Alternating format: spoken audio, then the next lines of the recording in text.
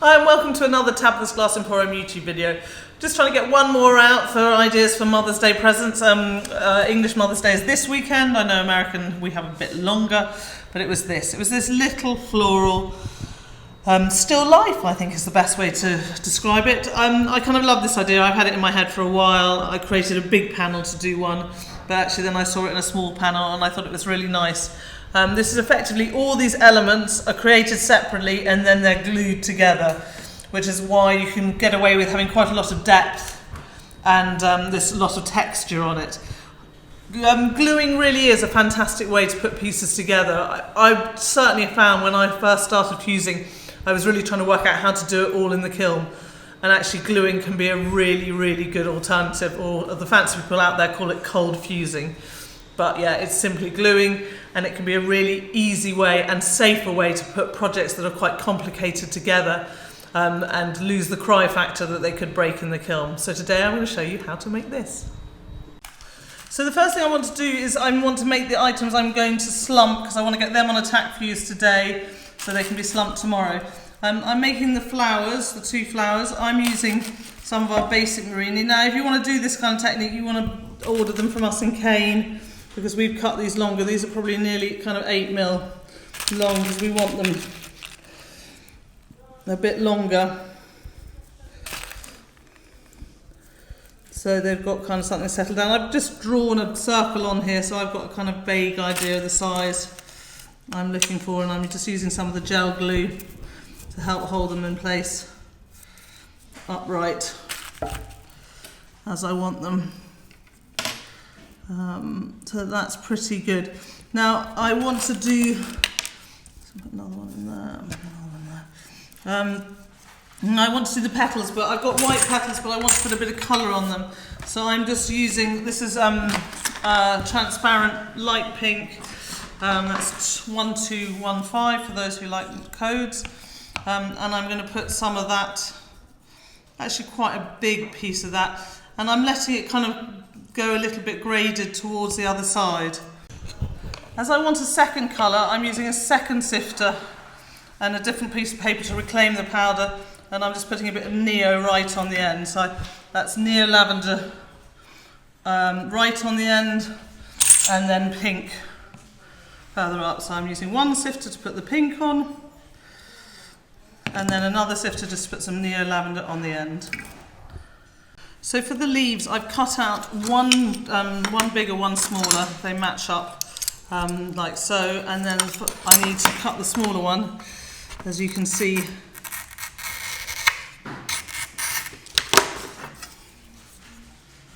And this is, you know, I saw someone else doing this on YouTube. Now I find if it's this thin, it's easier just to cut them with mosaic nippers.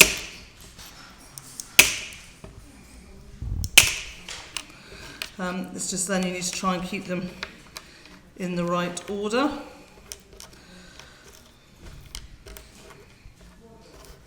And then this is slightly thicker, so I probably will cut this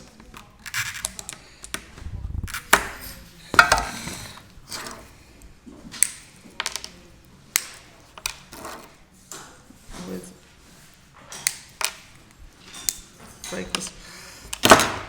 And then I've drawn out the leaves like so, and what I want to do is I want to put this on the bottom, so when it tack fuses it settles around them.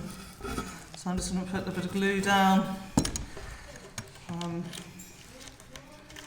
Just want to make sure I've got it all in the right order.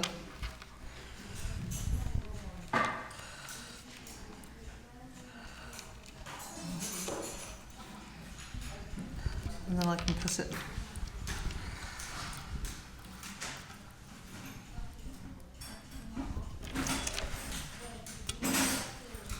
I mean, you could also full fuse this. I've seen, you know, the time I saw it was really nice full fused with a reaction.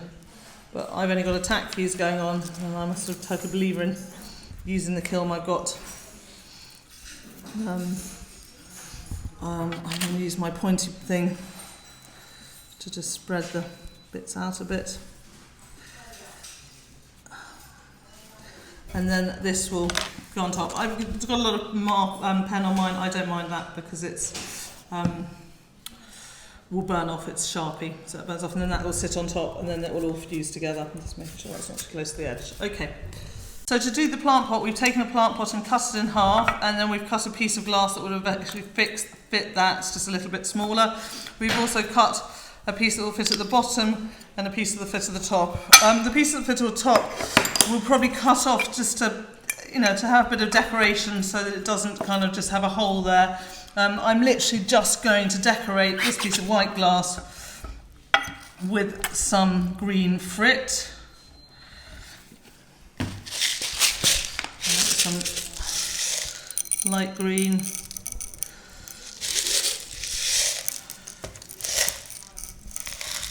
I'm going to clear it up afterwards and get the excess off, but I want to push it kind of nicely to the edges.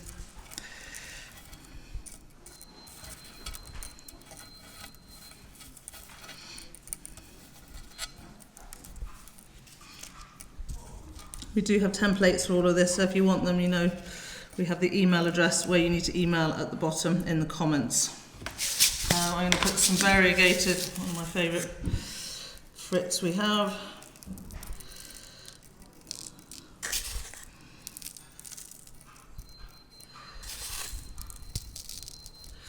And then just a bit of light aventurine, give it a bit of contrast. And that's that done. I'll clear up the edges of this before it goes in the kiln. The bottom piece will just go in like that, just to be tack fused, to just tidy it up and smooth the edges. Now we have the plant pot. I'm putting a stringer, not a stringer, one of our surprise twisty cane along the top as decoration.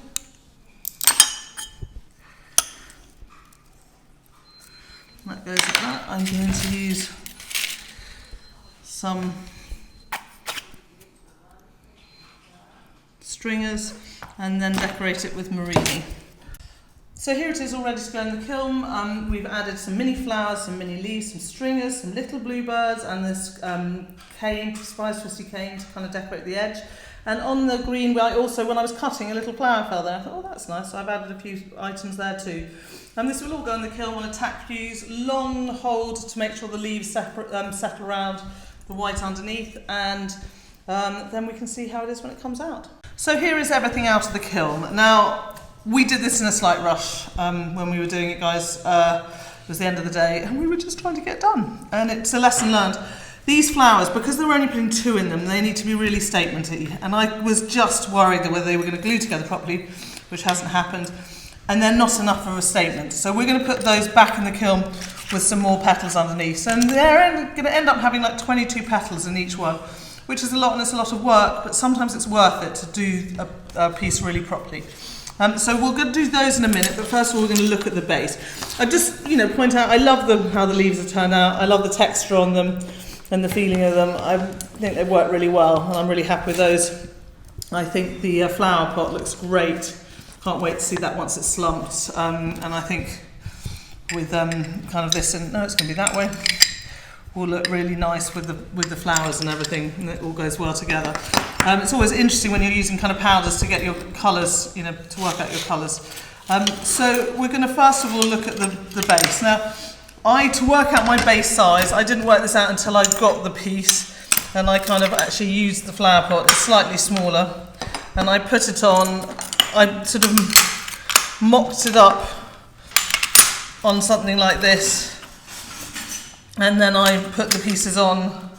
I put the pieces, and then I measured it out, and I thought, yes, that's the size I want. So I didn't kind of have an exact base size until I had these pieces and everything ready. So then I cut my base to fit those, and now I want to decorate my base.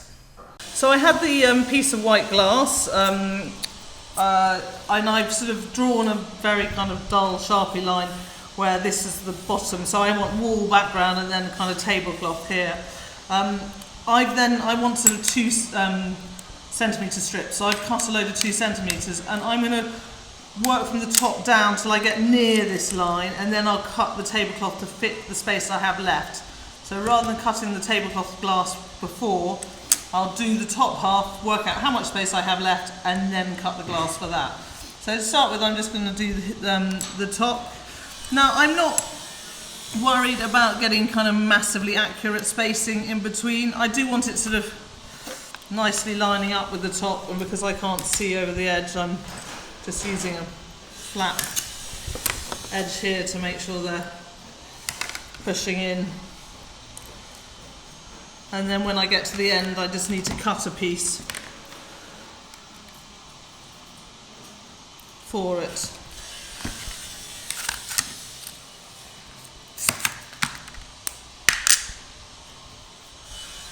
And then glue it. And then the next lot will be staggered. I'm also going to put some Marini in. I've got some Excel sort of blue and yellow Marini, and I've got yellow in the project as well. And I'm just going to kind of intersperse them. I'm going to be quite savvy that I'm not going to put them where I think the flowers are going to block them. I don't want to use up Marini on, expensive Marini on an area that's not going to be seen. I'll cut that off in a minute. I haven't got my breakers, but I am going to kind of put them about. I may even, I think, probably swap that, and I'll put a piece of,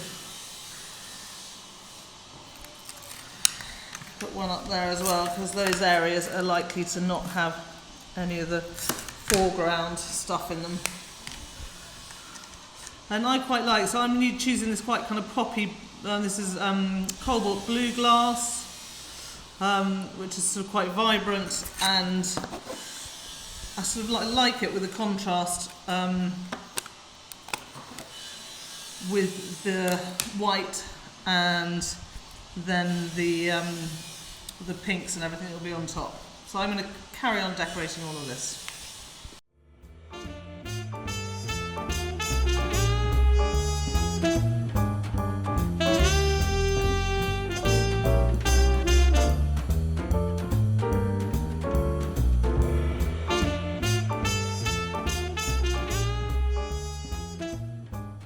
So I've cut the piece of yellow glass to fit the space I had at the bottom, and I want to make kind of a bit of a pattern. So I am, guys doing powder, please wear masks.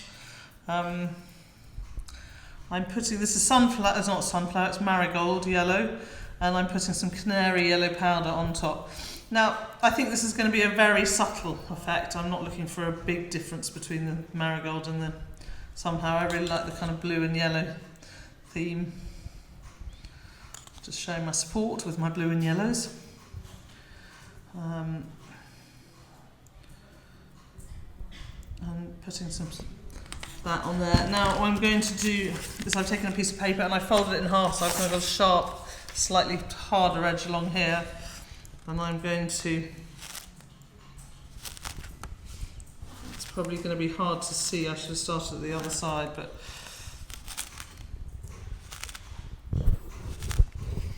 I need to make sure I'm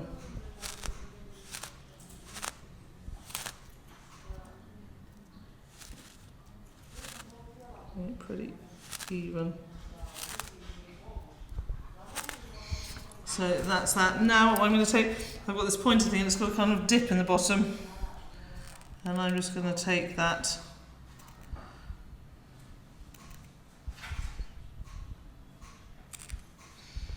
and put some circles in it. It's kind of mirroring, we've got lines here with circles, and I'm mirroring that here as well with the lines and the circles, which I quite like. So I'm going to do that, and then this, I'll just put some glue on here, and I haven't used my wooden things to make it easy to pick up. I'm going to actually put underneath here before I put this on top, so I can easily pick it up afterwards. Would have been good if I'd had some underneath this. Put this carefully on here. Sorry for my staff yelling in the background. And then once I've got it on the kiln shelf, I will go in and just really make sure that these are where I want. I don't, they don't need to be exactly spaced. If you're OCD, you could use a stringer and space them using stringers and then take the split stringers out, or you could use clear stringers and leave them in to space. But for me, it's a sort of, it reminds me of the kitchen wall where I was growing up. It was quite organic and quite kind of lumpy. So this is sort of an homage to that. So this will go on the kiln shelf and it will go in the kiln. Slow tack fuse, got a lot of different layers going on here, and we can see how it is when it comes out. So we've not got a lot of space here. I can move this over a couple more millimeters this way. And so I'm just kind of being very careful about where I'm going to put the leaf. So the petals I'm going to do are going to be underneath. And I'm just going around them so I kind of know where the petals are on top. This one's moving around because it's broken. And then I'm just sort of saying top, bottom, just so I know where to put this back on afterwards. And then I'm going to take my petals and put them in between these spaces, but I need to put the powder on as well. Now I'm just going to put this very carefully back on top. And when I say very carefully, I mean...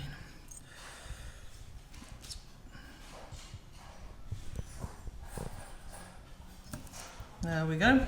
And the same with this one.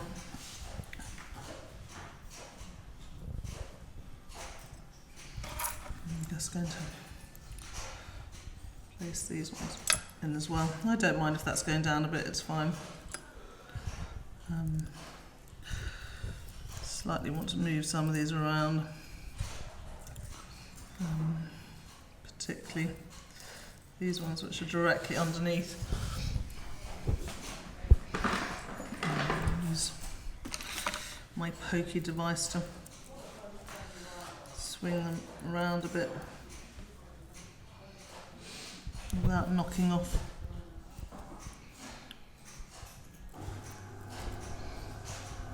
There we go. I'm also going to add a bit more yellow in the middle because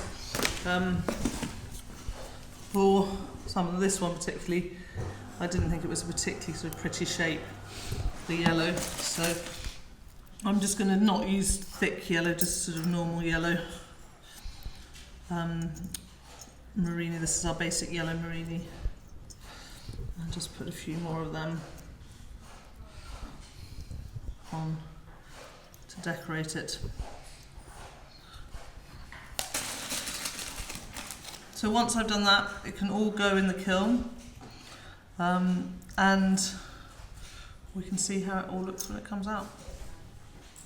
Here are these out of the kiln. I love the texture on this with the bricks. I think it looks really nice, and I think this adds it. I also think it worked particularly well, the canary yellow and the sort of little dots, just to give a slight feeling of texture to the bottom and it not just be a matte piece of glass.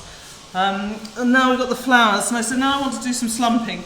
Obviously the first thing I need to slump is the plant pot. So 1mm fibre paper on the back, on top of the plant pot, like so. In the kiln it will go to slump over that. I just need to make sure everything isn't taking up the whole kiln shelf. That's something you need to think about sometimes, is how to get things in your kiln so you can fit as much in as possible. We'll probably slump some other things in here too. Now I'm using silk mat to slump these this time. I want a sort of more organic shape, so I'm just going to put some blocks at varying heights underneath the flower and slump it like that. And I'm sort of thinking I want maybe that petal there, those ones there, maybe that here, a little bit there, and so it will have a sort of an organic slump on it. I'll put a little bit underneath there too. I want to keep them kind of quite, the blocks quite close to the edge of the petals, so the middle slumps down and we get some nice movement.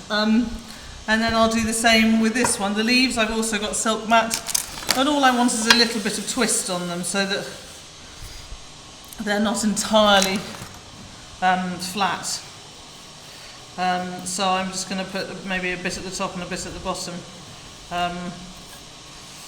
and put these in the kiln. But you know, we'll see. I'm not going to do them all the same. I might just bring up the top and then leave the bottom down. So this will go in the kiln like this, all ready to slump, and we can see how it is when they come out.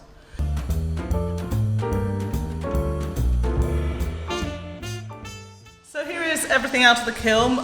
They didn't slump massively, the petals, but I like it. It's just a little bit of organic movement in them, which I think is good. I've cut this down to the size to fit, and I've did a bit of grinding so it will fit nicely in there. This is a bit small, but it will work for what we need. I would say maybe go a bit bigger and then you can grind back. But also, if you don't have a grinder, go a bit smaller, and there's enough glue there, and it will look from the bottom, it's going to look absolutely fine. Miller had an idea you could put a light at the bottom and it could shine through, which could be quite a nice effect. We might do that on another project, Miller. Guys, gluing, this is the glue we use. Please take a screenshot of it. Araldite 2-part epoxy crystal clear. We always put the materials we use in the comments, or at the end of the video we have our firing schedules, we have our comments, we have all the products we use. So please check there for all those kind of things. It's better that than emailing or messaging us asking for stuff that's in the video.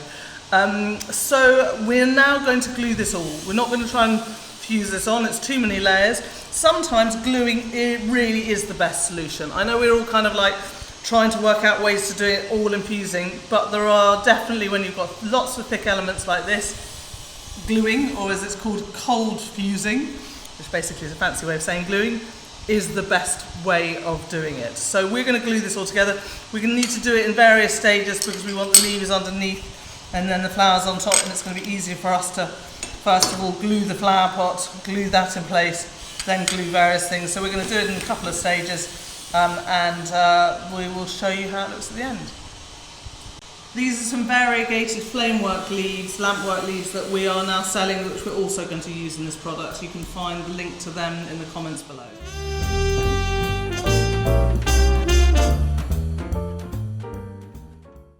So everything's glued down apart from the last few items. I'm just going to glue them. I've sort of worked out where I want to place them. I'm going to try and make sure I put them back where I wanted them. Oop, there's that.